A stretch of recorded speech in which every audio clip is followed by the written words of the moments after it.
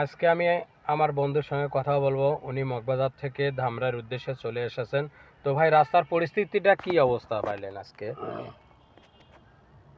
আসলে রাস্তার পরিস্থিতি যখন যে অবস্থা চলে তার থেকে বেশি খারাপটা চলে হচ্ছে এই আপনার গাবতলী বাস টার্মিনাল থেকে যেসব বাসগুলা সাভারের উদ্দেশ্যে রওনা করে চলাচল করে ধামরাইল, মানিকগঞ্জ, কালামপুর, এই বাসগুলো খুব ভয়াবহভাবে বিশ্রীভাবে চলাচল করে যেখানে সেখানে হাইওয়ে রোডে যেখানে সেখানে প্যাসেঞ্জার উঠাচ্ছে, নামাচ্ছে, পাঁচলা ঘোরায় দিচ্ছে। এখন তাদের একটু চিন্তা করার উচিত যে আমার পিছনে যে একটা গাড়ি আসতেছে বা আমার পিছনে ইমার্জেন্সি কোনো রোগী থাকতে পারে কিনা, কিন্তু এই যে বিষয়গুলা সেই বিষয়গুলা আসলে তাদের মাথায় থাকে না।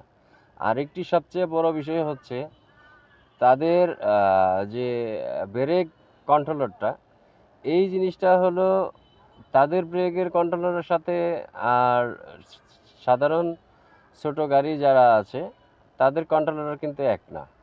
তো এখন এখানে তারা যেখানে সেখানে যে কোনো মুহূর্তে চাইলে জায়গায় গাড়ি ব্রেক করতে পারে, কিন্তু আমরা চাইলেও সেটাকে পারবো না এমন কোনো কথা না।